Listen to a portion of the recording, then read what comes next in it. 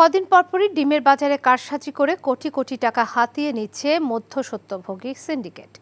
এমন অভিযোগ করে জাতীয় ভোক্তা অধিকার সংরক্ষণ অধিদপ্তর বলছে, পাইকারি পর্যায়ে কয়েক দফায় অযথা হাত বদল হয়ে দাম বেড়ে যাচ্ছে ডিমের। বিভিন্ন পর্যায়ে ডিম ব্যবসায়ীদের সাথে মতবিনিময় সভায় সংস্থাটি আরও জানায়, SMS এর মাধ্যমে যে চক্র ডিমের বাজারে কারসাজি করছে তাদের বিরুদ্ধে কঠোর ব্যবস্থা নেওয়া হবে। হাসানুল শাওনের রিপোর্ট। এখন জন্ম সনদ দিয়ে খোলো বিকাশ স্টুডেন্ট অ্যাকাউন্ট। নিজের বিকাশ নিজে কর।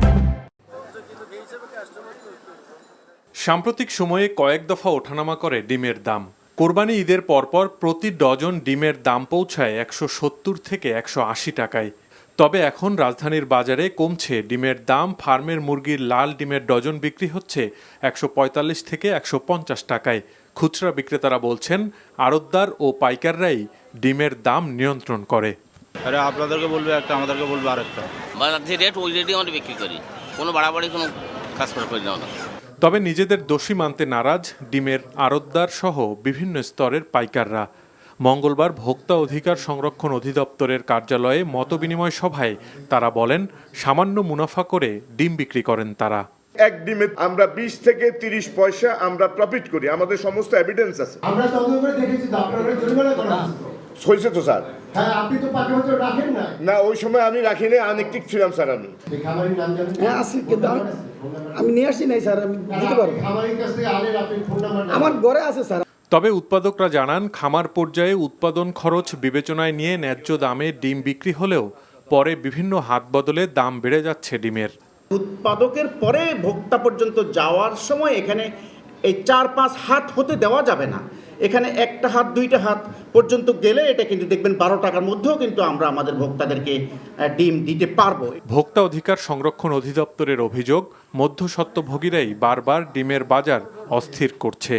আমাদের অভিযানে বেরিয়ে আসছে, ডিমটা যখন ট্রাকে আসে ওই ট্রাকে বসে আপনার 3বার বিক্রি হচ্ছে। এই ব্যক্তিগুলো কারা? এবং সেখানে যদি একটা লোক 1 লক্ষ ডিমের জন্য ইনভেস্ট করে 10 লক্ষ টাকা, তার এক রাতে 1 লক্ষ টাকা প্রফিট হচ্ছে। ডিমের দাম নির্ধারণের জায়গাটা অন্য জায়গায় চলে গেছে। সেটি হলো টোটালি SMS এর মাধ্যমে হচ্ছে। যে যারা এটা করছে আমরা তাদের বিরুদ্ধে কঠোর অবস্থানে যাব। পাইকারি পর্যায়ে ব্যবসায়ীরা পাকা রসিদ ছাড়া ডিম ক্রয় বিক্রয় করলে তাদের শাস্তির আওতায় আনা হবে বলেও জানিয়েছে ভোক্তা অধিকার সংরক্ষণ অধিদপ্তর। Hasanul Shaon, NTV news, Dhaka. জীবনে এত মেয়ে দেখলাম, কই কোনদিন তো কারোর জন্য এরকম লাগেনি।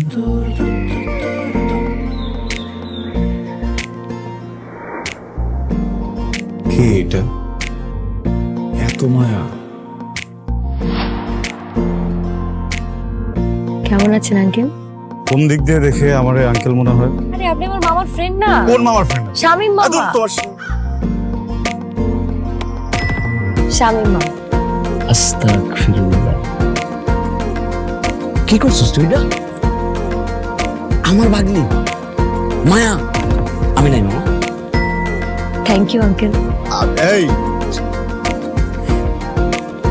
আগে জানলে আমি জীবনও স্বামীর সাথে মিশতাম না। জীবনের প্রথম একটা আমি ভালো লাগলো, সেইটা নাকি বন্ধুর ভাগ্নি।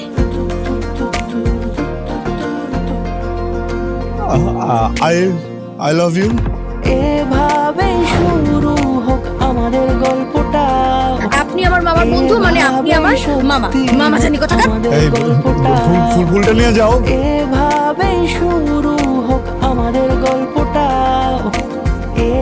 বাবাজান, আমার বোন আপনার ভাগ্নি, এটাই বাস্তবতা। এই বাস্তবতা মানি না, তাহলে আমি ওর সাথে বন্ধুত্ব রাখবো না। কি রে তুই খারার উপরে পল্টি লয়ে লাইতেছ? জুতা দেবো তোরে। হ্যাঁ, জুতাও তো লাগবে, এক জোড়া, একটু বাড়াই দিও। হারামজাদা খারাপ। তুমি মন সারাটা সময় কাছাকাছি এলে ভালো লাগে, তাই শুধু কাছে টেনে যা। Thank you uncle.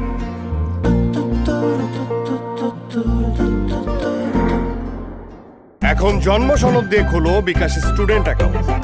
নিজের বিকাশ নিজে কর।